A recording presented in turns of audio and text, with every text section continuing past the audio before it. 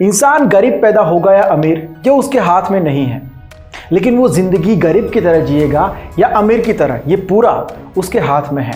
अगर आप सिर्फ किस्मत का भरोसा करके बैठे हो तो आपको वही मिलेगा जो आपकी किस्मत में है, लेकिन अगर आप खुद पर भरोसा करते हो तो आप किस्मत को ही बदल सकते हो। आज की जो कहानी है जापान के एक छोटे से बच्चे की, जो पैदा तो गरीब हुआ था लेकिन उसकी मेहनत डेडिकेशन ने उसे अरबपति बना दिया है। जब कोई उम्मीद नहीं थी आगे बढ़ने की, वहां से लेके एक ऐसा नाम बनाया, एक ऐसी ब्रांड बनाई जिसे आज पूरी दुनिया जानती है, जिसका टर्नओवर करोड़ों में है। चले फिर जानते हैं पूरी कहानी। कई साल पहले जापान के एक छोटे से गांव में एक किसान के घर में एक बच्चा पैदा हुआ जिसका नाम कोनोसुके। ये एक मिडिल क्लास फैमिली था, लेकिन जब ये लड़का 9 साल का हुआ तब उसकी किस्मत ही पलट गई। उसके पापा ऐसे हालातों में फंस गए थे कि जमीन जायदाद जो भी जमा पूंजी थी सब कुछ एक झटके में चला गया। अब गुजारा करने के लिए उन्हें गांव से शहर आना पड़ा। पूरा परिवार काम की तलाश में और पेट भरने के लिए शहर में आ गया। जिसको जो भी काम मिला करना शुरू कर दिया। इस 9 साल के छोटे बच्चे ने भी काम करना शुरू कर दिया। उसने अपना बचपन, अपना पढ़ाई सब कुछ सेक्रीफाइस कर दिया और काम करना शुरू किया। एक छोटी सी दुकान में मजदूरी का काम था। यहाँ उसे दुकान में जो काम करना था उसके साथ साथ और भी कई काम करने पड़ते थे, जैसे कि उसके मालिक के घर के काम, उनके बच्चों को रखना वगैरह वगैरह। लेकिन क्या करे, मजबूरी थी उसकी, तो उसने सब कुछ किया। इतनी मेहनत करने के बाद भी उसकी किस्मत नहीं चाहती थी कि सब कुछ अब ठीक हो जाए।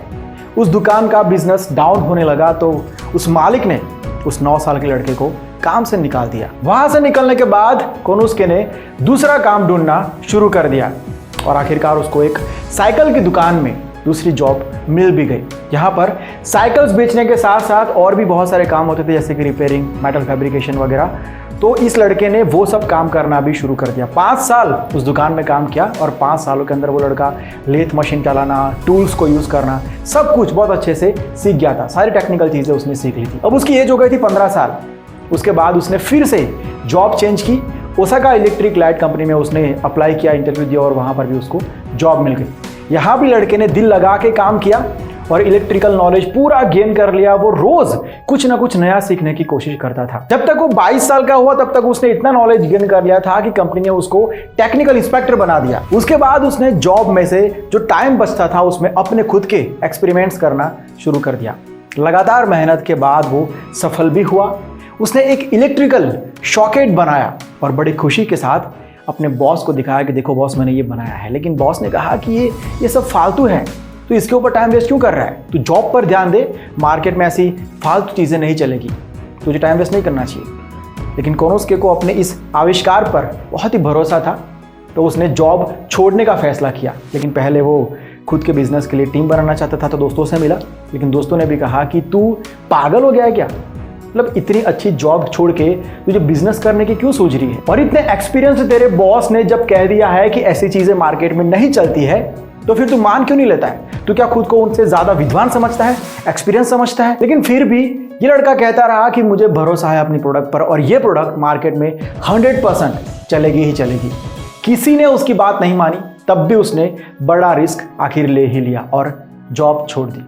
अपने भाई, बीवी और 2 वर्कर्स के साथ मिलकर अपनी एक टीम बनाई। जितना पैसा उसके पास पड़ा था सब कुछ इस बिजनेस में लगा दिया और घर के अंदर ही लाइट सॉकेट्स बनाना शुरू कर दिया, प्रोडक्शन शुरू कर दिया और खुद ही सब जगह पर जाकर उसे बेचने की कोशिश करने लगा। लेकिन मेहनत करने के बाद भी वो फेल रहा। ज़्यादातर लोगों ने इस प्रोडक्ट को रिजेक्ट कर दिया।